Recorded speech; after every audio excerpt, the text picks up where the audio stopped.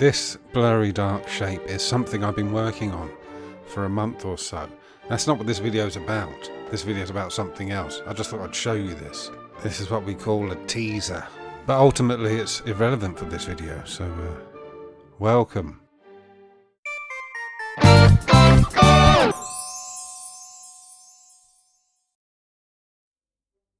Yes, what I'm here to talk to you about today is plastic plants, i.e.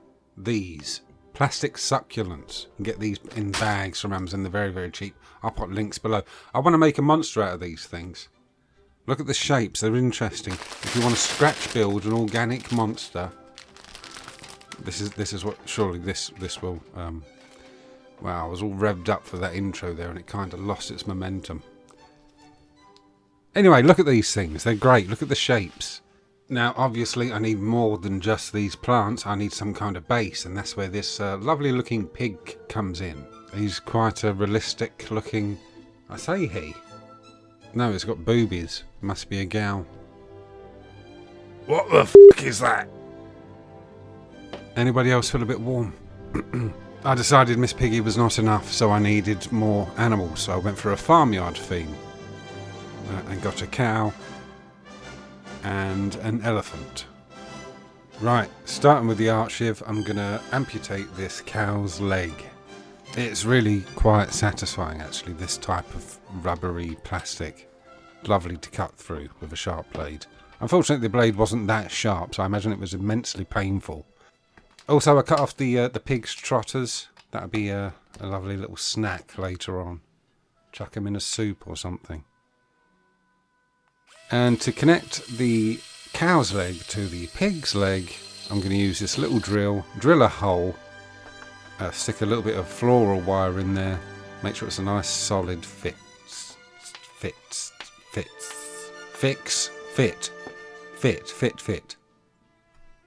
Fuck. You know, I could retake those voiceover bits, but it's what you all come here for. Bit of reality, bit of realism. And apparently I can't say words very well.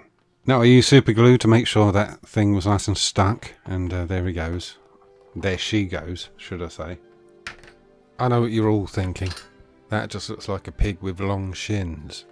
So I'm going to chop its head off. In full transparency, I started with the Grandad saw, but then switched back to the art shiv, which was much easier and more satisfying. That'll do, pig. That'll do. I'm sure there is a plastic dog-shaped toy out there that is desperate for some pig's ears. So let's get these little beauties off. And I'll be donating it to the local toy dog pound. It's going a little bit far now with this joke. I'm doing the finger thing, you know, when you... Is it a joke? Not really. Now my plan is to put the head back on, but upside down, just to throw you all off, and also I've removed the back legs. I don't know why. I didn't really know what I was doing while I put this thing together. That's why it became a really strange looking creature. I bulked out the middle of this pig with aluminium foil, and used hot glue to attach it all. It's a very hot day today. This glue was taking a long time to set. And now that it's attached, I kind of like the plain face of it on the bottom there. You can still tell it's a pig's head. So I'm afraid that snout's coming off and going to the miniature toy dog home. And that elephant's trunk is going on. I also took the elephant's ears. He's not doing well, is he, that fella? I should probably check if it is a he. I won't do it on camera. I use those big old elephant ears as some kind of flap things, hip flaps. Almost like dugong fins or something. Don't really know what they are. Like I said, I've no idea what's going on here. None at all. Now it's time to use this mythical green stuff. I've had this stuff for years and never used it. I'm imagining it's dried to buggery. But lo and behold, it did work after a lot of kneading. It's pretty tough, this stuff. It's like the same sort of texture as chewing gum that's been on the subway for a long time. Now the whole point of this build was I didn't want to have to sculpt anything that required baking. So I'm only using this green stuff to fill in gaps, really. Add the odd detail, not too much. I want this to be a scratch-built monster. I make a lot of clay monsters, but this is a scratch-built monster. I approach this in the same way as you would with polymer clay, but it's a lot tougher. I find it very difficult to use. Also, it steals your fingerprints like a Russian spy. I couldn't think of an analogy there, but it really does. You touch this thing and your identity's all over it. Imagine if you don't want to get burgled, make a house out of green stuff and just ensure that it never cures. I'm not really sure about the science of that. What I'm trying to say is that if anyone touched the house, their fingerprints would be there. They could wear gloves. Forget about the house thing. Get on something else. Now, I've given this thing an early prime. Very unlike me, but I had to see how it looked, all one colour, because I was losing faith in this thing. And with this quick layer of prime really sort of reinvigorated the project, honestly. Sometimes it's good to do that, prime as you go. Honestly, the only reason I don't prime as I go is because I like to leave it as a bit of a reveal. Now time for the first plant. It's been a while since my botany days, but I believe this one's called Frog's Prom Dress. I don't remember the Latin name, I'll pop that down here for you.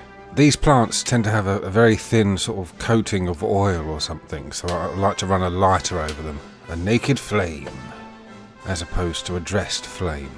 I'm going to use these leaves as chitinous sort of bone plates type things. Is it chitinous or chitinous? I'm never quite sure. I like to say chitinous. Now, I think for the most part I used hot glue to stick these down. Now plant 2, Jonathan's fingers. I'm going to use this to make horns or teeth or bony protrusions that just look mean. I'm not sure what they are. Little face blades, although this thing hasn't got a face. I needed a smaller plant for smaller teeth. That's where the Warwick tickle comes in. Just to have a bit of variation of size, and these are slightly more rubbery than the others, but they end up being fine. So far it's a pretty weird thing, right? That's kind of what I'm going for. I want to make as weird a creature as I can. There will be some lore for this that's coming up later on. It was at this point that I thought I'd introduce plant 4, the Buzzting Lele dough. And I thought I'd attach it to the end of the snout, or the start of the snout, and then I thought it looked shit. So I took it off. Nothing wrong with trying things out and then scrapping them, because they're rubbish. It got its revenge though. Plant number 5, gentleman berries. These are a nice oval shape and there are tons of them, but I'm only going to use 6. I decided to make some kind of eyes for this thing. This thing can't be completely senseless. I mean, it's got a nose. It can smell at least. So using the tiny drill, I put in a little bit of floral wire and attached 3 in a row to each side of the head. This whole creature has an almost crustacean feel to it. Just checking that it's still there. Yep, there it is. Now for the final plant number 6, Brian Blessed's Burst Blood Vessels. Strange name, I know. But I'm going to use this thing to shove under the elephant's ears. I don't know what this is, but it's slightly gross to me. I think it's some kind of gill, maybe, or they could be tiny eggs. We'll think about that later. All that matters is that it looks effective, as in disgusting. I did most of this off camera, but I've taken the archive and just scratched the crap out of those chitinous parts, the armour plates, just to make them more bone-like. It'll pay off in the end. It's something I was thinking, can I be bothered? And I thought, yeah, alright then. And now it's time for the second prime, and I have to say it's one of the most satisfying primes I've ever done, because I really had my doubts about this project, but this brought it all back for me. It's a weird thing, which I'm happy with. Check out this beast. This is the dual drive series GT918 airbrush pump that was sent to me from Gaahleri. Gaahleri, I believe that's how you pronounce it. I'm probably wrong. Very kindly sent this to me along with 2 lovely airbrushes. I've always been adverse to airbrushes because they clog every 2 seconds. whenever I've used them in the past. They've never been good enough for me. But I'm going to try this one out today. And since they were very kind and very patient with me, I'm going to give you my honest feedback on the machine. You want my honest feedback? I loved this machine. I enjoyed using it. To be honest, I've been dreading setting this thing up. I thought there's so much cleanup, so much effort. But look at this. I've got lovely highlight on top.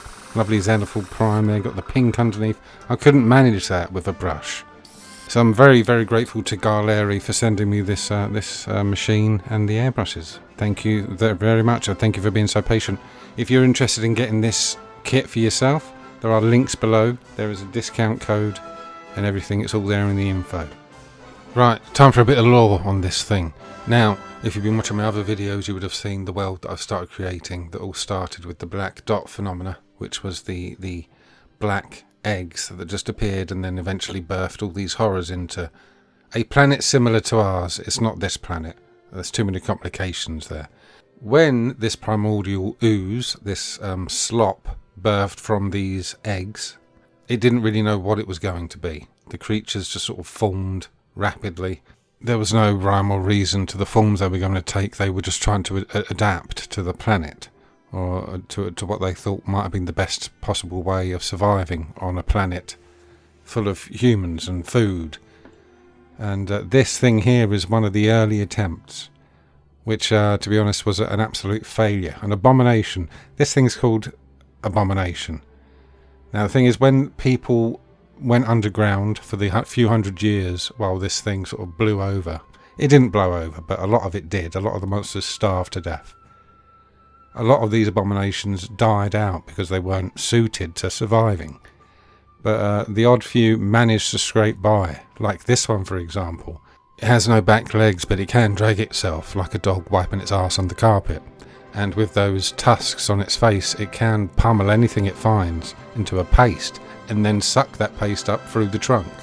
And that is how this abomination survived the few hundred years and become a rarity.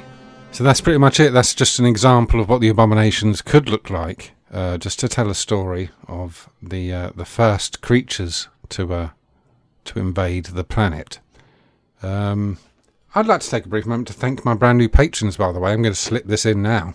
A big thank you to Mark Harrison, Janine, Rinth, Nick Wright, Philip Green, Michael Ellis. Thank you lot for joining the Patreon and keeping the channel going. Very kind of you. If any of you lot watching would like to help keep the channel going, the channel's going to keep going anyway, but if you just want to be generous, then the link to the Patreon is down below there. We've come to the end now. This is just some UV resin that I use on the eyes, just to show you what UV resin is. Thank you very much for watching. Like and subscribe. Here's the showcase. Thank you, thank you, thank you. Goodbye.